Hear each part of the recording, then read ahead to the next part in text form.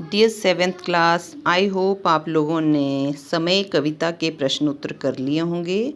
अब मैं आप लोगों को इसका अभ्यास कार्य करवाने जा रही हूँ और जिसमें मेन चीज़ इसमें क्या है, विसर्ग चिन्ह। ठीक है, आप ध्यान देंगे और अपनी जो बुक है आपकी भाषा अभ्यास, उसमें ये कार्य कर लेंगे। जिन बच्चों ने नहीं किया है वो कर लेंगे। ठीक है, तो विसर्ग चिन्ह जो हैं, आप जानते हो संस्कृत शब्दों से ये जो शब्द बनते हैं विसर्ग लगाकर, जिनका उच्चारण मुख्यतः ह की तरह ही होता है। ठीक है, तो इसमें देखिए कौन कौन से शब्द आए हैं। आपको यहाँ पैराग्राफ दे। एक बार जो पल बीता वो कभी हाथ नहीं आता, टूट डाल से पात गया जो पुनः कहाँ जुड़ता है। पुनः पुनः एक बहुत क्लियर ह नहीं होता, जैसे हमारा आधा कोई अक्षर रहता है उसी तरह का उच्चारण यहाँ ह की साउंड का आता है विसर्ग चिन्ह में। अब इसमें क्या करने के लिए कहा गया कि ऊपर दी गई पंक्तियों में पुनः शब्द में विसर्ग चिन्ह का प्रयोग किया गया है। विसर्ग का उच्चारण लगभग ह के समान ही होता है। ठीक है, नेक्स्ट पेज पे आइए आप, पेज नंबर 30। अब इसमें कुछ एग्जाम्पल आपको दिए गए हैं क्वेश्चन नंबर 1 में। अधः, परिणामतः, नमः, मनः, प्रातःकालः। ठीक है, पुनः ये आपके उच्चारण है, उच्चारण आपका शुद्ध होना चाहिए। प्रातःकाल, प्रातः काल, प्रातः काल। ठीक है, क्वेश्चन नंबर 2 में देखिए क्या कहा गया है। नीचे दिए गए शब्दों में उचित स्थान पर विसर्ग चिन्ह लगाइए। लगाने के लिए मेरे पास यहाँ पुरानी बुक है, मैं उसी का इस्तेमाल कर रही हूँ। तो आप लोग अपनी बुक, जो न्यू बुक आपके पास है, उस पर आप लगा लेंगे। अतः में विसर्ग चिन्ह लगेगी त के साथ। फलतः, अंतःकरण में त के बाद आपका विसर्ग चिन्ह आएगा। ठीक है, और संभावतः में त के बाद। प्रायः, विशेषतः। कई बार कुछ शब्द होते हैं, जैसे ये हमारा अंतःकरण आया है, तो इसमें आपके त के साथ बीच में ही, यानी कि शब्द के बीच में लग गया है। तो उच्चारण पर डिपेंड करता है कि हमारी ये विसर्ग चिन्ह कहाँ पर आने वाले। राइट, चलिए नेक्स्ट क्वेश्चन नंबर 3 पे। इसमें कुछ वाक्य दिए गए हैं जिनमें आप लोगों को वाक्यांश की तरह या कुछ अन्य शब्द दिए होंगे, जैसे यहाँ बिना किसी संकोच के, एक तरह का वाक्यांश भी है ये। तो इसको आपने एक शब्द में, तीनों शब्दों को जोड़कर एक शब्द में लिखना है जिसका अर्थ भिन्न ना हो। अर्थ वही रहे लेकिन शब्द यहाँ चेंज हो जाएगा। जैसे तुम अपनी दुविधा को बिना किसी संकोच के हमें बताओ। तो दुविधा को निसंकोच, निह न को ई की मात्रा लगाने के बाद ह का उच्चारण इसमें आएगा। ठीक है, उसके बाद संकोच वैसे के वैसे आएगा। सेकंड है इसीलिए महंगाई की समस्या को मूलतः नष्ट करना अति आवश्यक है। इसीलिए, अतः।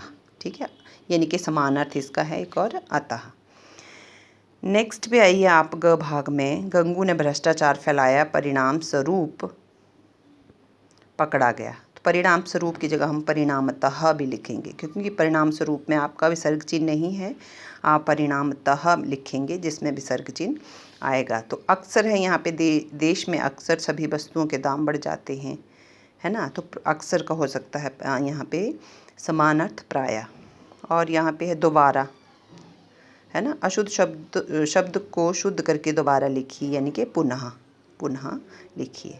ठीक है, जिसमें विसर्ग चिन्ह आएगा वही शब्द हम इस्तेमाल करेंगे इन वाक्यों में। इसमें कोई संदेह नहीं है कि तुमने अच्छा काम किया है। कोई संदेह नहीं है मतलब निसंदेह तुमने अच्छा काम किया है। तो इस तरह के शब्द हम इस्तेमाल कर सकते हैं जो विसर्ग वाले होते हैं। अब चलेंगे नेक्स्ट पेज पे, हम 31 पे। इसमें हैं आपके संज्ञा तो आप बहुत पहले से करते आए हैं, छोटी क्लासेस से आप लोगों को संज्ञा करवाई जा रही है। तो यहाँ है निम्नलिखित गद्यांश में से जातिवाचक, भाववाचक तथा व्यक्तिवाचक संज्ञा शब्द छांट कर लिखिए। तो जब ये संज्ञा के भेद आते हैं, मान लो यहाँ आ रहा है व्यक्तिवाचक, तो आपने ध्यान ये रखना है कि व्यक्तिवाचक संज्ञा में हमेशा एक वचन का ही प्रयोग किया जाता है। जातिवाचक में एक वचन भी हो सकते हैं और बहुवचन भी। ठीक है, तो आप देखिए क्या है इसमें। रणथम भौर के राजा राणा हमीर अपने दरबार में बैठे अपना राजकाज देख रहे थे कि किसी ने पुकारा, मैं आपकी शरण में आया हूँ महाराज। हमीर ने आंखें ऊपर की तो देखा कि एक मुसलमान योद्धा उनके सामने था। उसका सिर झुका हुआ था और गला व्यथा से भर्राया हुआ था। कौन हो तुम? हमीर ने पूछा। ठीक है, अब ये छोटा सा पैराग्राफ है। रणथंभौर यानी कि ये जगह का नाम है, एक वचन है, तो ये व्यक्तिवाचक संज्ञा में आप डालोगे यहाँ पे। और उसके बाद जो राणा हमीर है, ये नाम है किसी राजा का, वो भी आप व्यक्तिवाचक संज्ञा में डालेंगे। दरबार, दरबार आपका जैसे जातिवाचक संज्ञा हो सकता है, स्थान है, लेकिन दरबार बहुत सारे हो सकते हैं, तो ये बहुवचन में भी हम इसको ले सकते हैं, तो ये जातिवाचक संज्ञा में डालेंगे। अपना राजकाज देख रहे थे कि किसी ने पुकारा, मैं आपकी शरण में आया हूँ महाराज। महाराज भी आपका जातिवाचक संज्ञा है। हमीर जैसे मैंने बताया व्यक्तिवाचक संज्ञा में आएगा, तो एक बार ही लिखना है आपने। मुसलमान योद्धा, तो योद्धा भी आपका जातिवाचक संज्ञा में आएगा। और आपकी भाववाचक संज्ञा के शब्द आए। गला व्यथा, व्यथा से भर्राया हुआ था। ठीक है, व्यथा यानी कि दुख, ये भी आपकी भाववाचक संज्ञा में आएगा। और आपका भर्राया शब्द, ये भी आपकी इसमें भाववाचक संज्ञा में आएगा। ठीक है, अब नीचे चलते हैं हम नेक्स्ट क्वेश्चन पे। नीचे खंड क में शब्द दिए गए हैं और खंड ख में उनके पर्यायवाची शब्द दिए गए, इनको आप लोगों ने मैच करना है। ठीक है, पुत्री, पुत्री को हम सुता, तन्या और बेटी कहते हैं। असुर को हम कहते हैं दानव, दैत्य, दनुज, निशाचर। गंगा के पर्यायवाची हैं भागीरथी, देव नदी और सुरसरी। पृथ्वी के बहुत सारे पर्यायवाची हैं हमारे पास इधर, अचला, धरती, धरा और वसुधा। देवता के बहुत सारे पर्यायवाची हैं, देव, सुर, अमर और अजर। अब चलते हैं हम नेक्स्ट पेज पे। इसमें कहा गया है बाईं ओर दिए गए शब्दों के उपयुक्त विलोम शब्दों को दाईं ओर दिए गए शब्दों में से छांटिए और घेरा लगाइए। ठीक है, उपकार का आपका विलोम शब्द यानी कि विपरीत शब्द क्या होगा? अपकार। उदार का अनुदार, साकार का निराकार, और नवीन का प्राचीन। राइट, उदय का अस्त, कायरता का वीरता। ये इसके उल्टे शब्द हो गए, जिनको हम विलोम शब्द या विपरीत शब्द भी कहते हैं। नेक्स्ट क्वेश्चन पे आएंगे। नीचे दिए गए मूल शब्दों में उचित उपसर्ग अथवा प्रत्यय लगाइए। ठीक है, यत्न, यत्न में अगर उपसर्ग लगता है तो उपसर्ग लगाइए, अगर आपका प्रत्यय लगता है वो लगाइए, अगर दोनों लगते हैं दोनों लगाइए। प्रयत्न, प्र इसमें उपसर्ग आ गई, यत्न इसका मूल शब्द है, तो ये बन गया हमारा प्रयत्न। ठीक है, भीषण, भीषण, इसमें भी उपसर्ग लग गया है। समय, असमय, है ना। अगर समय में आप प्रत्यय भी लगाना चाहो तो इक प्रत्यय लग जाता है, सामयिक हो जाता है उसका फिर। ठीक है, इतिहास जमा इक, ऐतिहासिक। ऐतिहासिक नहीं होगा, क्योंकि जहाँ पर इक प्रत्यय लगता है वहाँ पर आप लोगों का ई का ए हो जाता है और अ का आ हो जाता है। जैसे मान लो अर्थ जमा इक लगा तो वहाँ अ का आ हो जाएगा, आर्थिक। वहाँ दीर्घ मात्रा जो है, आ की मात्रा जो है उसका प्रयोग होता है। बल, बलता भी होता है, बलशाली भी होता है। राइट, ये दोनों सही हैं। अब आइए आप नेक्स्ट क्वेश्चन पे। समय में से, कविता का समय में से संयुक्त व्यंजन वाले 4 शब्द, तो उसमें बहुत सारे आए हुए हैं, आप लोग लिख सकते हो। आधे अक्षर जिसमें भी लगता है वो आपका संयुक्त व्यंजन शब्द कहलाता है। कोष्ठक यानी कि ब्रैकेट में जो शब्द हैं, शब्दों में से उचित शब्द द्वारा रिक्त स्थानों की पूर्ति कीजिए। जैसे खाने के साथ यदि आचार भी हो तो मज़ा आ जाए। एक होता है अचार, एक होता है आचार। ठीक है, तो ये आपको पता होना चाहिए। आचार होगा इसमें, अचार विचार यानी कि हमारे आचार विचार हमारे व्यवहार में जो सम्मिलित रहता है उसको हम आचार कहते हैं। हमारे आचार विचार, हमारे व्यवहार, उसको हम कहते हैं। लेकिन आचार जो खाने वाली वस्तु है। रामचरितमानस अवधी भाषा में लिखी गई एक अवधि होती है समय। ठीक है, समय, लिमिट जिसको हम कहते हैं। और यहाँ अवधि जिसमें बड़ी मात्रा लगी है, ई की मात्रा लगी है, वो आपकी भाषा है, अवधि। चाहे प्राण चले जाएं पर अन्याय का साथ मत दो। ठीक है, एक अन्याय होता है, एक ही अन्यान्य यानी कि अन्य अन्य होता है, उसका अर्थ अलग है। 1 मई को विद्यालय के वार्षिक परिणाम निकलेंगे। एक परिणाम होता है, एक परिमाण होता है। परिमाण यानी कि क्वांटिटी, वो अलग चीज़ है। यहाँ परिणाम अलग चीज़ है, लेकिन कई बार कंफ्यूज हो जाते हैं और एक दूसरे के शब्द के स्थान पर हम इसका उपयोग कर लेते हैं, जो कि सही नहीं है। नियति समय पर काम करने वाला व्यक्ति, नियत होना चाहिए, नियत समय पर काम करने वाला व्यक्ति ही जीवन में उन्नति करता है। ठीक है, एक नियत होता है, एक नियति। नियत यानी कि निश्चित समय पर, राइट।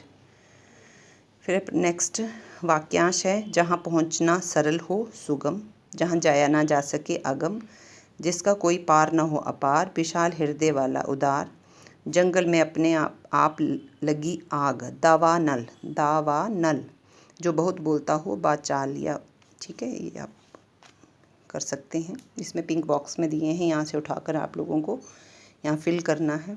ये एक शब्द सीढ़ी बनी हुई है आपके पास, इसमें से भी भरना है आप लोगों को यही वाले शब्द। ठीक है, क्वेश्चन नंबर नेक्स्ट है हमारा 11। अच्छा, यहाँ है आपका, नीचे दिए गए गद्यांश में बर्तनी संबंधी अनेक शुद्धियाँ हैं, तो इनको आपने सही करना है। ठीक है, बड़ नहीं, बड़ होता है सबकी, परेशानी, फिर देख लेना विराम चिन्ह सही लगे कि नहीं। नदियों में इक की मात्रा, नदी में बड़ी की मात्रा होती है, जब बहुवचन में हम इसको लिखते हैं तो नदी में नदी न्यों हो जाता है। दूषित श को इक की मात्रा, और विषैली नहीं होता, विषैली यानी कि जहरीली, राइट। उसके बाद आइए अपने नेक्स्ट लाइन में, इनके लाभ, इसका लाभ तब मिलेगा, इसका होगा, इनका नहीं। ठीक है, और स्वच्छ बनाने का प्रण लेंगे, स्वच्छ में स आधा और आधा च। तो ये हमारा हो गया 11th क्वेश्चन।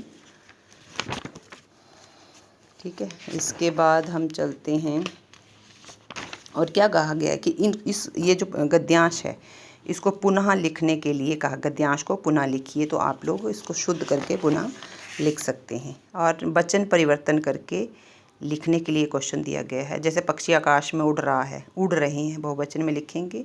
खिलाड़ी क्रिकेट खेल रहे हैं, है ना। रंग बिरंगे छाते सुंदर लग रहे हैं। या अगर एक वचन में होगा तो आप एक वचन में लिखेंगे, रंग बिरंगा लिख लो तब, है ना, छाता सुंदर लग रहा है। पर यहाँ पे आपको वचन चेंज करने के लिए बोला गया है। जैसे वचन परिवर्तन, अगर एक वचन में होगा तो बहुवचन में उस वाक्य को चेंज करना है, बहुवचन में होगा तो एक वचन में। दुकानदार टोपी बेच रहा है, दुकानदार टोपी बेच रहे हैं। ठीक है, और यहाँ पे अनुच्छेद आपको दिया गया है समय का महत्व, जो कि जिस आपको कविता समझाई गई है, एक्सप्लेन की गई है, और समय के महत्वता के बारे में तो भली भांति जानते ही हो। इसको भी आप लोगों ने अपने शब्दों में लिखना है। 100 से 125 शब्दों का अनुच्छेद लिखने के लिए यहाँ पे आपको कहा गया है, तो आपने सुंदर तरीके से इसको भी लिख लेना। तो ये हमारी समय कविता का व्याकरण भाग था। आई होप आप लोगों को समझ आ गया होगा, और आप लोगों ने ये अपनी बुक में करना है, कोई काम पेंडिंग ना छोड़ें। ठीक है, थैंक यू।